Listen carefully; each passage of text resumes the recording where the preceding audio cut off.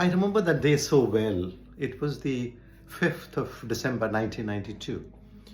I had joined the ILO a couple of months ago, I think in September 1992, and I was posted to Delhi. I was handling the issue of child labor. And since I was new to the ILO in Geneva, our headquarters is in Geneva, sent this young lady, about 28 years old. She was a French girl named Michelle Ipperman. She had sent, the ILO had sent Michelle Ipperman to Delhi to sort of help me to understand the issue, understand ILO's policy on child labor, and generally sort of slide in and fit into the role I was going to play.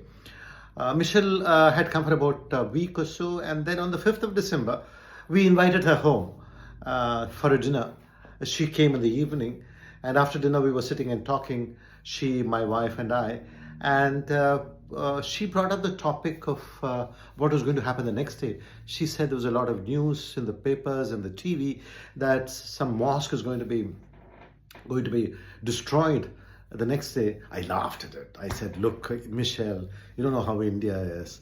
We all these noises are made. There's a lot of shouting. There's a lot of sloganeering.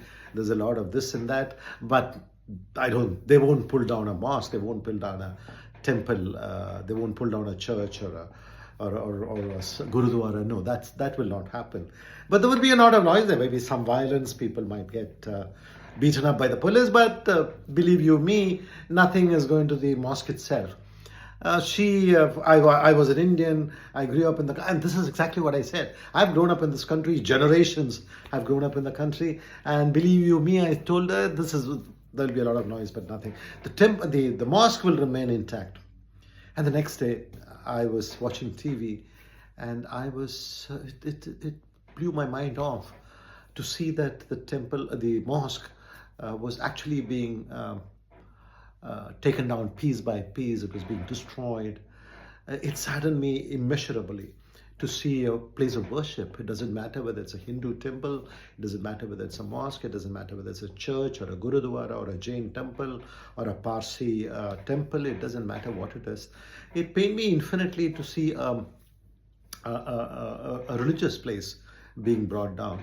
It's true that, of course, there was a temple long years ago, about 400, 500, or many years ago, and that temple, this mosque was built on top of the temple.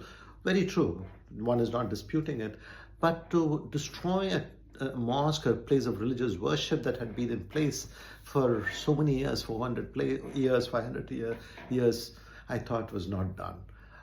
Nowhere. It should not be done anywhere, whether it's done in Turkey or in Britain or in US or in Europe or anywhere. It should not be done.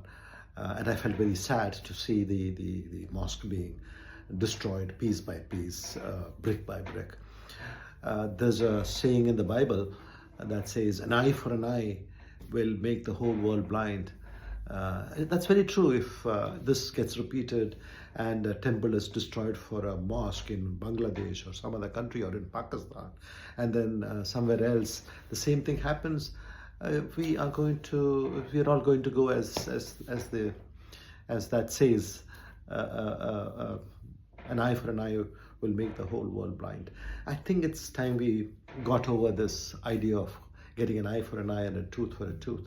That's when we were leading a much more uncivilized life. Today, I think we should think of respecting other religions, respecting other places of worship. It's always possible to have built a temple or negotiated with them. Maybe hard negotiations would have been necessary with the mosque authorities, so that a temple could have been built. But destroying a place of religious worship, that pains me infinitely. I wish it had not happened.